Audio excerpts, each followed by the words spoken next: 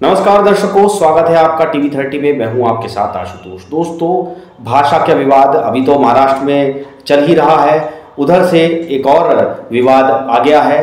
अब इस बार जो है हिंदी का विरोध कर रहे हैं प्रकाश राज। जी हाँ, बता दें आपको कि जो है पवन कल्याण, जो कि तेलुगु सुपरस्टार हैं और अभी जो है फिलहाल वो आंध्र प्रदेश के डिप्टी सीएम हैं, उन्होंने एक भाषण दिया, एक कार्यक्रम में भाषण दिया था जो है भाषा को लेकर था कार्यक्रम, जिसमें जो है उन्होंने ये कहा है लोगों से, तेलंगाना के उसको आंध्र प्रदेश और तेलंगाना के लोगों से कि भाई आप जो हैं तेलुगु के साथ हिंदी भी सीखें, क्योंकि हिंदी हमारी राष्ट्रभाषा है। अगर हम बॉर्डर के पार जाते हैं तो हमें हिंदी आनी चाहिए, जिससे कि हम बातचीत कर सकें, और हिंदी हमारी पहचान है।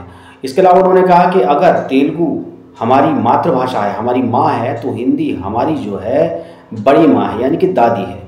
इस तरह की बातें उन्होंने इस कार्यक्रम में की है, और उन्होंने और भी बहुत कुछ बोला है। उन्होंने कहा है कि हमें जो है हिंदी सीखनी चाहिए। अगर हम तेलुगु के साथ एक और भाषा हिंदी सीख लेते हैं तो इससे हमारी पहचान बनेगी, और हिंदी से हमारी पहचान है, हिंदी हमारी राष्ट्रीय भाषा है। क्योंकि जो है अगर हम कहीं बाहर जाते हैं तो हमें बोलने में जो है आसानी रहेगी। एक भाषा जो है हिंदी जो है हम सब पूरे भारत को जोड़ के रखती है। तो ये पवन कल्याण का कहना है।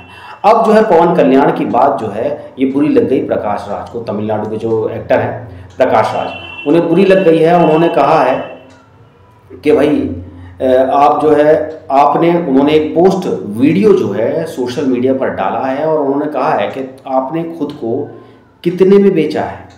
यानी कि उन्होंने कहा है कि ये शर्मनाक है, और कितना इस चीज़ के लिए आपने कितने में बेचा है अपने आप को। इस तरह की उन्होंने बात की है। तो बड़ी हमें तो खुद ये बात शर्मनाक लग रही है कि प्रकाश राज ने ऐसा क्यों लिखा, और इस तरह की बात उन्हें नहीं करनी चाहिए थी। तो प्रकाश राज ने इस तरह का तंज अभी नहीं, पहले भी किया है। पहले भी उन्होंने पवन कल्याण पर आरोप लगाए थे कि आप जो है हम पर हिंदी नहीं थोपें, हम पर हिंदी आप नहीं थोपें। इस तरह की बात उन्होंने पहले भी पवन कल्याण के खिलाफ की थी दोस्तों, और वो हमेशा से ही हिंदी के खिलाफ भी रहे हैं। इसके अलावा दोस्तों इस तमिलनाडु के नेता हैं, वो अभी कुछ दिन पहले हिंदी का उन्होंने बहुत विरोध भी किया था। अभी तो फिलहाल आपको पता है महाराष्ट्र में मुद्दा चल रहा है हिंदी के विरोध का, कि मराठी बोलिए, हिंदी जो बोल रहा है उसको जो है लोग गुस्से में और उसका जो है विरोध किया जा रहा है। ऐसे ही तमिलनाडु के नेता भी कुछ दिन पहले उनके बयान आए थे, चाहे वो स्टालिन हो चाहे वो और नेता हो, जिन्होंने हिंदी का पुरजोर विरोध किया था दोस्तों। तो हिंदी का विरोध लगातार जारी है, लेकिन हम सबको एक बात ध्यान में रखनी चाहिए कि हिंदी हमारी मातृभाषा है, हिंदी हमारी राष्ट्रभाषा है एक तरह से।